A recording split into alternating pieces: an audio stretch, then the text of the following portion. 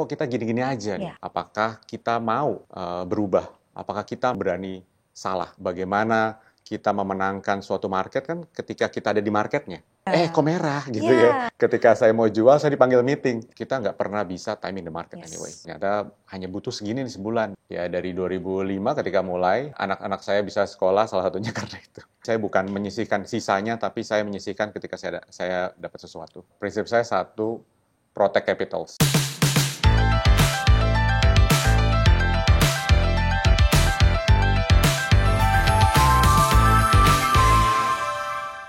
Pak Fer, gimana nih portonya? Ya, lagi merah dong. Lagi merah ya, jadi harusnya sih kita bisa serok nggak sih Pak? Oh iya dong, justru Harusnya ini justru saatnya. serok ya. Oke, mantap ya. Oke, aman. Yuk, standby semuanya. Oke, set. Set, yuk. Oke. In 3, 2, 1, action. More than just a hidden gem, welcome back to Hidden Masters bersama saya Ardina Glenda. Please welcome Ferdinand Prasetyo. Terima kasih. Thank you so much Pak Fer ya, panggilan akrabnya sudah Boleh. mau datang ke Hidden Masters. Jauh-jauh dari rumah, domisili di utara ya Pak? Di utara. Kantor kita di selatan. Thank you banget Bapak. Sama-sama. Nah, Terima kita kasih. pengen dengar ceritanya dari Pak Fer yang kita bisa bilang tech mogul ya. Amin. Amin ya di Amin. Indonesia. Oke, Pak Fer boleh cerita sedikit nih kepada sahabat Reset, Pak Fer ini siapa dan sekarang kesibukannya seperti apa sih? Ya, kesibukan saya bekerja. Saya seorang entrepreneur di suatu perusahaan IT namanya ID Star Group. Ya, pekerjaan utamanya sebetulnya saya bisnisnya professional service, automation dan AI. Oke, kita tahu AI, tech ini lagi booming banget bahkan di dunia gitu ya. Dan kita tahu bahkan saham tech di Indonesia kemarin sempat naiknya cukup tajam. Yes. Apakah Pak Fer ini salah satu yang menikmati hasilnya dari tech boom ini? Iya, mungkin kalau kita bicara tech company ya memang momennya sempat down. Tapi saya rasa kalau ngelihat positifnya dari posisi sekarang di penerima dari market kali ya. Dan market sendiri saya ngelihatnya udah very open tentang teknologinya. Jadi ini yang saya rasa manfaat yang bagus ya. Saya sempat ambil sedikit lah di sana. Contohnya apa nih Pak? Mungkin produk yang kita bisa rasakan langsung mungkin? Kebanyakan karena saya kliennya di banking, di telecommunications, ya saya support mereka dalam mengerjakan aplikasi tersebut. Jadi kalau yang bisa dirasakan ya aplikasi dari brand-brand tersebut. Karena kita tahu memang belakangan ini lagi marak di revamp gitu ya aplikasi-aplikasi dari financial services. Ya, normalnya saya bantu mereka dalam mengerjakan proyek-proyek mereka di sekitaran yang tadi kita nikmati sehari-hari. Ada juga yang di belakang yang terkait dengan OJK dan kawan integrasi itu ada juga sih. Saya dengar ada bergelut di bidang AI juga nih ya, menyinggung AI. Ya, saya mulai ngerjain AI mungkin tahun 2020 kita start. Very simple, kita hanya ngerjain dokumen dan sebetulnya sampai sekarang juga masih menjadi fokus kita di dokumen. Bagaimana atau kenapa kita mulai dokumen? Karena setiap perusahaan sebetulnya akan selalu involved dengan sedikit banyak dengan dokumentasi, input-outputnya dokumen. Dan itu yang paling banyak membutuhkan tenaga kerja. Jadi saya bangun aplikasi AI untuk membaca dokumen-dokumen. Yang paling simpel mungkin baca national ID, baca pasport, kartu keluarga, bank statements, dan lain-lainnya. Itu sekarang bisa di-automate dengan AI untuk mempermudah bagaimana suatu perusahaan bekerja bisa lebih produktif, ya of course untuk naikin revenue atau minimize their cost. Makanya proses verifikasi sekarang kita dengar juga lebih cepat. Ini salah satunya dengan bantuan produk dari Pak Fer ini ya? Ya, betul. Oke. Pak Fer ini sudah bergelut di bidang IT. Sudah cukup lama? Sangat lama mungkin. Sangat lama? Berapa lama nih Pak? Saya mulai saya lulus langsung masuk ke dunia IT karena memang background-nya di computer science. Saya jadi konsultan, jadi saya mulai 2005 lah saya mulai. Gitu. Jadi benar-benar fokus di IT for quite sometimes saya kerja di perusahaan mungkin namanya sekarang Telkom Sigma, dulu punya Pak Toto dan Bu Marina. Saya mulai dari sana sebagai konsultan, saya fall in love with the consultant world sebetulnya. Jadi saya sangat menyukainya. Kenapa saya menyukai? Karena di situ saya bisa bikin hidup orang lebih baik. Gitu. Nah, ternyata teknologi very useful, Akhirnya saya bikin aplikasi untuk mereka buat klien-klien. Dari situ saya mulai melihat, oh ternyata saya bisa berbuat lebih banyak lagi. Sampai akhirnya saya mulai my own business di 2010. Saya mulai bisnis. Awalnya suka dengan IT itu kenapa, Pak? Singkatnya, saya memang dari kecil suka ngoprek gitu ya. Saya dikasih komputer dari saya kecil, saya ngoprek-ngoprek dan saya suka sekali bagaimana oh ternyata saya bisa berbuat sesuatu yang lebih gitu ya dengan komputer gitu. Jadi waktu saya memutuskan tahun 2010 mulai bisnis, itu juga mimpinya simple. Saya cuma pikir bagaimana dengan internet saya itu bisa bikin sesuatu yang lebih baik buat orang. Gitu. Jadi bisnis pertama saya simple, saya cuma bikin website, bikin e-commerce, akhirnya bikin mobile apps, digital marketing, dan akhirnya tercebur sampai sekarang ya digital transformations dan AI sekarang. Kalau kita lihat sekarang perusahaan atau brand apapun lah di dunia ini, itu banyak sekali yang mulai mendigitalisasikan diri. Seberapa penting sih menurut Pak Fer hal itu? Menurut saya itu menjadi krusial ya buat sebuah brand. Kita bisa lihat beberapa brand yang akhirnya udah nggak ada because they failed to adapt. Dan adapt itu sebetulnya munculnya dari customer. Customer wants this, wants that, gitu ya. Dan salah satu yang mereka inginkan adalah sesuatu yang very simple, praktis, cepat, gitu. Jadi ya itu di-push oleh customers. Jadi ketika kita gagal untuk mendengarkan customer kita atau market, ya kita soon will die gitu ya. Jadi itu yang mendorong perubahan ini sih dari customer. Jadi sebagus apapun nih inovasi perusahaan, kalau itu sebenarnya nggak mendengarkan keinginan klien, akhirnya akan mati juga, Pak? Akan mati. Ya, kalau saya lihat dari pengalaman saya bantu beberapa perusahaan, semua pengennya serba digital. Tapi ada perusahaan yang lupa mendengarkan apa yang customer mau gitu ya. Ada salah satu pengalaman saya, dia mendengarkan, maka lalu sukses. Jadi besar sekali sekarang. Ada satu yang sebetulnya punya potensi, tapi dia punya kepentingan dari shareholders-nya, sehingga ketika masuk ke market, justru marketnya mempertanyakan, kok jadi kerjaan saya ya? Gitu. Jadi akhirnya gagal, dia bikin ulang lagi. Nah itu kehilangan waktu, kehilangan uang, dan tentu momen. Yes. Intinya nggak works gitu ya Pak ya. Yes, betul. Nah kalau kita kan di dunia yang digital, yang open, semua informasi itu ada, kita bisa cari dengan mudah. Bagaimana caranya kita menghadapi dunia kerja juga nih yang makin terdigitalisasi? Karena digital justru semakin banyak dipermudah kali ya. Saya rasa ya. Biarpun sekarang kita tahu banyak sekali yang mungkin karena layoff, atau misalkan scarce nih ternyata gitu untuk lowongan pekerjaan. Sebenarnya enggak ya Pak? Menurut saya enggak. Jadi kalau kita lihat lapangan pekerjaannya banyak, yang cari kerja banyak, cuma nggak match saja. Jadi ada loophole-nya apa nih Pak? Kalau menurut saya, yang paling menarik sekarang adalah bagaimana kita punya kemampuan bekerja yang berbeda dari yang lain. Nah, salah satunya yang bikin kita bisa berbeda, yaitu kita mempunyai kemampuan untuk menggunakan AI. Nah, ini menurut saya sesuatu kesempatan besar buat kalangan muda untuk punya kemampuan AI, baik itu di marketing, dalam bisnis, finance, apapun itu, cari caranya bagaimana saya bisa bekerja dengan AI. Karena kalau kita compete antara orang yang kerjain manual dengan orang yang kerjain dengan AI, it's very far. Gitu. Saya pribadi di perusahaan, walaupun saya sebagai pimpinannya, sebagai CEO-nya, tapi saya juga bekerja dengan AI. Dan itu saya punya advantage luar biasa untuk saya develop produk yang tadinya mungkin butuh waktu lama. Ya mungkin berbulan-bulan untuk kita konsep ideation, sekarang dengan AI saya bisa bikin in 1 month. Nah, kita bisa lihat potensi. Nah, ini yang sebetulnya kalangan muda bisa ambil kesempatan tadi untuk perbaiki atau tingkatkan skills-nya, which is menurut saya banyak cara ya. Bisa di online belajar video with online course dan kawan-kawannya, tapi itu bikin mereka ahead of others. Itu caranya kita menang sih menurut saya di market, terutama dalam mencari kerja ya, baik itu sebagai karyawan ataupun sebagai freelancer ataupun sebagai startup gitu ya. Intinya adaptif ya tadi yang kita adaptif, ngomong. Betul. Nah, ID Star sebagai perusahaan yang bergelut di bidang professional outsourcing. Kita tahu kalau di global yang perform 2 nih Pak, China sama India kan. Yeah. Nah Indonesia di mana dan bisa nggak sih kita ke sana? Wah, kalau menurut saya kalau udah bicara Indonesia dengan potensi begitu banyaknya, kita punya hampir 300 juta orang nih. Tapi saya juga dari sisi profesionalism saya ngerasa kok kita gini-gini aja nih. Ya. Padahal kalau kita bicara kemampuan kita itu sangat mumpuni. Jadi kalau kita bicara mengalahkan India sama China, menurut saya sangat-sangat possible. Tinggal bagaimana caranya.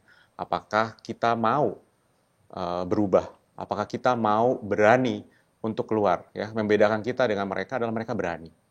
Ya, berani untuk lihat ke market di luar, berani salah dan kawan-kawannya. Kita ini perlu berani salah. Kita perlu berani mencoba belajar dari market luar. Bagaimana kita memenangkan suatu market kan ketika kita ada di marketnya. Nah, kalau Indonesia punya potensi begitu banyak, kesempatan tenaga kerja, tapi kita tidak berada di market tersebut, ya kita nggak belajar. Jadi kita perlu go global. Go global menurut saya. Oke, butuh dukungan konkret nggak Pak? Oh, kalau dukungan konkret tentu. Satu, tentu bagaimana pemerintah bisa bantu kita.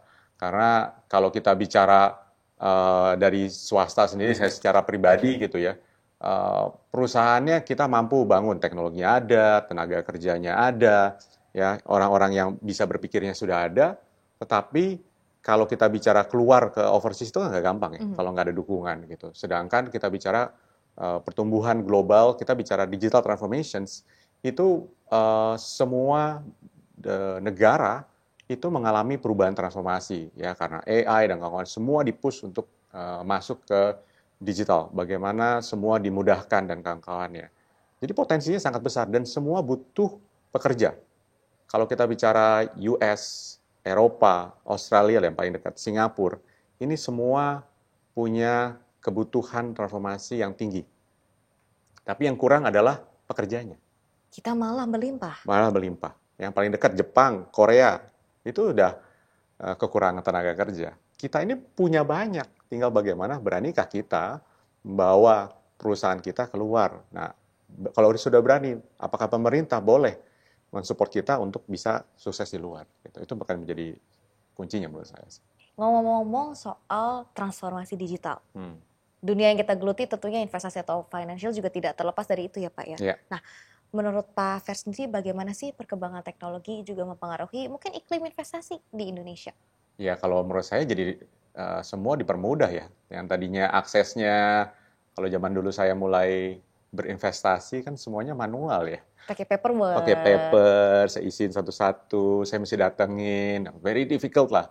Ketika saya mulai investasi 2005 tuh semua nyari yang jualan reksadana aja nyarinya kemana-mana gitu ya. Mesti nyari walaupun udah ada Google dan kawan-kawan ya. Tapi sekarang just tinggal klik, tinggal sambil duduk ngopi lu bisa apply. Ya. Gitu. Berarti Pak Fer ini salah satu yang sudah mencicipi investasi dari lama juga ya? Lumayan lama, saya mulai belajar 2005 lah. 2005? Ya. 2005 cukup lama. Itu belajarnya dari instrumen apa dan kenapa? Saya belajarnya dengar dari radio. Oh, oke, boleh. Sorry agak lama aja masih radio dengerinnya. Gak apa-apa, tapi kan akhirnya investasi bisa dipelajari dari mana aja ya Pak ya? Ya.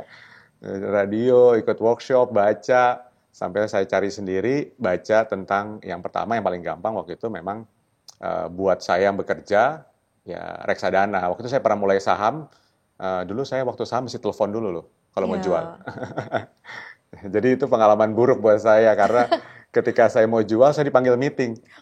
Ketika saya balik sudah drop. Itu 2 kali soalnya. Jadi benar-benar trauma saya. Ya, beda kayak sekarang, kita sekarang aja tiap saat pantau udah pusing ya Pak ya. Ya, kalau sekarang kan sambil meeting saya masih bisa, oh ya kalau ada saya bisa jual gitu. Ada robotnya, saya bisa alert, bisa apa gitu ya. Kalau zaman dulu itu akhirnya saya mulainya ke reksadana karena saya lihat oh bisa lebih mudah ya gini ya. Itu jadi saya mulai dari sana sih. Nah, Pak Fer ini berarti tipe investor yang lumayan konservatif ya? Ya, saya pernah agresif, pernah gagal, saya mundur sedikit. Jadi ya saya build confidence lah, pelan-pelan lagi gitu. Dan pernah agresif di saham berarti? Pernah agresif di saham. Tapi ketika sekarang sudah mulai banyak aplikasi dan kawan-kawannya, saya mulai belajar lagi pelan-pelan gitu bahwa oh ternyata saya bisa belajar fundamentalnya lebih baik, saya belajar chartnya lebih baik. Terus saya ada yang memang long term mainnya. Jadi saya sebutnya dollar cost averaging ya. Yes. Saya put bit by bit, tapi saya konsisten. Jadi tiap bulan rajin tuh Pak menyisihkan. Ya, saya komit bahwa saya bisa sisihkan, jadi saya bukan menyisihkan sisanya, tapi saya menyisihkan ketika saya dapat sesuatu. Ada fixed allotment-nya. Ada fixed allotment-nya. Sudah Ya. berapa tahun di jalan itu Pak? Ya, dari 2005 ketika mulai, jadi 20 tahun. ya, jadi kalau dibilang anak-anak saya bisa sekolah salah satunya karena itu. 20 tahun nggak pernah fail tiap bulan. Oh, ada failed-nya tentu. Ada. Tapi Saya hanya maksudnya manusia biasa. sekomit itu. Sekomit itu. Oke. Ke reksadana dan saham. Reksadana, terus baru terakhir saya mulai banyak saham, Mulai saham lagi. juga. Kalau orang kan, mungkin kita cerita aja dari pengalaman real ya Pak Hmm. Fer gitu ya. Banyak orang yang mungkin lebih memilih instrumen yang agresif karena returnnya lebih berasa. Hmm. Tapi Pak Fer sendiri yang sudah merasakan return reksadana bisa buat anak-anak sekolah. Iya. Gimana ceritanya tuh Pak? Ya, pertama tadi karena saya belajar sendiri, saya hitung, oh ternyata kebutuhan kalau mau sekolah, masuk SD, SMP, SMA itu kuliah sekian. Mhm. Jadi dari situ saya mulai hitung kira-kira kebutuhannya berapa, Oke. dengan potensi inflasi dan kawan-kawannya lah ya. Future value dan kawan-kawannya saya belajar di situ. Oh ternyata hanya butuh segini nih sebulan. Ya udah, Oh, saya mulai dari situ. Jadi ketemu angka tiap bulan yang harus disisihkan ini. Iya, dan ternyata tidak besar. Kalau kita mulainya sudah lama kan. Hmm. Kalau mulainya baru buat 2 tahun lagi ya pasti deg-degan gitu ya. Oke. Gitu. Jadi puji Tuhan dengan itu saya bisa bayar uang sekolahnya dengan hati tenang gitu ya. Ya, kalau kurang-kurang sedikit ya masih ada kan kadang-kadang beda sekolahnya beda tadi mau di sini gitu ya. Tetapi hati saya lebih tenang karena ya saya sudah ada cadangannya gitu. Oke, jadi bisa dibilang reksadananya Pak Fer ini yang mendanai biaya sekolah anak-anak full. Ya, Wow, luar Gitu. biasa. tinggal Sampai saya sekarang sudah kuliah? akan kuliah satu. Akan kuliah? Ya. Oke. Dan ini masih akan dari reksadana juga uangnya? Ya, saya ada 2 ya, main reksadana, main saham. Tentu yang paling saya banyak main ya bisnis saya gitu. Karena bisnis saya juga men-generate returns yang mungkin nanti baru bisa saya realisasikan ketika itu IPO kah atau M&A kah dan kawan-kawannya sih. At least one worries sudah pergi. Yes, betul. Oh, Gitu. luar biasa. Ketenangan ya yang paling kita butuhkan Yes. kan. Gitu. Oke. Nah, tadi kan sempat mungkin gagal di saham Hmm. karena nggak bisa jual dan segala macam. Akhirnya kenapa kembali lagi ke saham? Apa yang berbeda investasi saham yang sekarang dan dulu? Ya, saya rasa kemajuan teknologi yang bikin itu jadi mudah ya, karena saya bisa do it anytime, informasinya juga lebih banyak, fiturnya, ya bisa ada advisory-nya, ada robotnya, ada alert-nya, gitu. Jadi ini bikin saya bisa do it anytime. Jadi saya memberanikan diri, saya coba lagi deh, karena juga hasilnya bagus juga, gitu. Dan saya bisa lihat apa yang saya lakukan dulu tuh, oh ternyata hasilnya bagus ya. Gitu. Nah ini yang menarik lagi, fenomena, tadi kita ngomongin AI ya. Sekarang kan salah satunya bahkan di Mira Asset juga kita bisa trading menggunakan AI. Seberapa menurut Pak Fer itu akan membantu investasi masa depan kita? Menurut saya, kalau ke depan ya, kalau kita bicara AI, fungsi atau peran AI dalam kita berinvestasi akan sangat besar sih. Terutama buat yang pemula ya. Karena kalau masuk itu udah uang saya cari susah-susah, saya masukin, terus ambles itu kan ya bikin nanti trauma kayak saya gitu ya. Belum kalau kayak nggak ada waktu tadi gitu Yes, kan, ya. apesnya double. Ya, apesnya double gitu. Nah, dengan adanya ini kan tentu akan kita punya informasi tambahan dan fitur tambahan yang menurut saya membuat kita menjadi semakin confidence ya untuk berinvestasi terutama di saham. Karena kita tahu return-nya bagus, tapi juga tentu resikonya ada. Nah, kalau ngomong-ngomong Pak Fer sebagai praktisi tech dan juga AI, seberapa besar kita bisa percaya sama kemampuan AI untuk mengelola portofolio kita, Pak? Seberapa ya? Karena saya orang tech, saya Yes. sangat percaya sebetulnya.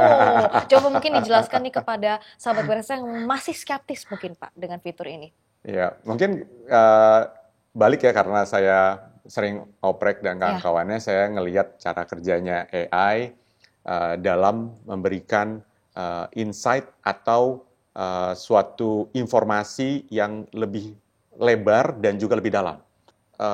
Justru memberikan saya kecepatan dibandingkan mereka yang masih manual. Gitu. Kalau masih manual kan dia baca dulu satu-satu, dia digest, yang kawan digesting informasi di market aja butuh waktu berapa lama. sedangkan waktunya sangat sempit. Nah, AI ini sangat powerful di situ. Saya lihat, wah, saya bikin small apps buat lakukan itu. Jadi saya bikin aplikasi small buat saya analisa berita, chart, sama broker summary. Oh, ini boleh dibagi dong, Pak. Ini menarik sekali nih. Oke. Jadi memang to some point, to some degree, sangat membantu.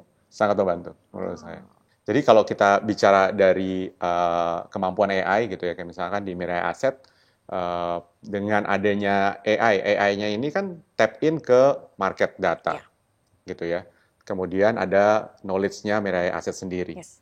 Nah, ini yang tentu ketika digabungkan, ini menjadi suatu yang sangat powerful menurut saya, yang kita bisa berikan ke ya penggunanya gitu ya. Jadi akan meningkatkan confidence-nya, dan of course meningkatkan return-nya. Nah, mungkin Pak Fer boleh nih bagikan tips kepada sahabat periset, gimana nih kita sebagai investor pemula mengkombinasikan lah kekuatan kita dengan AI supaya return kita itu lebih maksimal. Dan tentunya dengan noise-noise yang ada juga nih ya. Prinsip saya satu, protect capitals. Apapun yang terjadi. Bukan gain dulu ya Pak? Oh iya. Protect dulu. Protect capitals dulu nih, saya udah masukin, uangnya bisa kembali nggak gitu. Minimum kalau misalkan kita nggak dapat apa-apa, minimum modal kan balik ya. Jadi menurut saya protect capitals. Kedua, cash management. Jangan tergiur, oh udah untung, bisa lebih untung lagi nggak gitu ya. Nah itu yang biasanya bikin orang kepleset. Ya, kita tahu lah market kadang turun dan kawan-kawannya. Kayak beberapa hari ini ya Pak. Iya. Bikin kita terkejut gitu. Kok merah gitu ya. Dalam. Gitu. Jadi yang penting kita punya cash management yang bagus. Kemudian setelah itu baru kita mulai belajar knowledge-nya ya, belajar dasarnya sehingga kita bisa tahu kapan. I think kita nggak pernah bisa timing the market anyway. Gitu. Jadi mendingan kita punya konsistensi kapan kita mau keluar, berapa persen keluar. Gitu. Jangan tergiur dengan apalagi ya kalau kita dengar banyak yang bilang ini bagus dan kawan-kawannya, yang akhirnya kita masuk kita malah jadi itu boncos, rugi. Ya. Karena ketidaktahuan kita juga. Jangan tergiur dengan karena dengar kayaknya bagus yang kawan-kawan, kadang itu berarti kita udah telat, saya bilang. Pak Fer, ada harapan apa ke depannya untuk Pak Fer sendiri, untuk IDStar, kemudian untuk iklim investasi yang kita akan baurkan juga nih dengan AI ke depannya? Ya, kalau terkait dengan IDStar, tentu saya punya secara bisnis gitu ya, saya punya orang-orang yang saya bisa beri pekerjaan lebih banyak. Karena saya melihatnya IDStar bisa menjadi landasan untuk saya memberikan servis lebih banyak lagi ke klien-klien saya dan juga memberikan lapangan pekerjaan. Gitu. Visinya IDStar sendiri sebetulnya to see digital ready generations that innovates and leads smart business Asia. Dan di situ saya ngelihatnya bahwa orang Indonesia punya kemampuan untuk bersaing, baik itu di pasar Indonesia ataupun di global. Tapi bagaimana kita melatih diri untuk bisa tetap compete dengan global ataupun dengan perusahaan-perusahaan lain.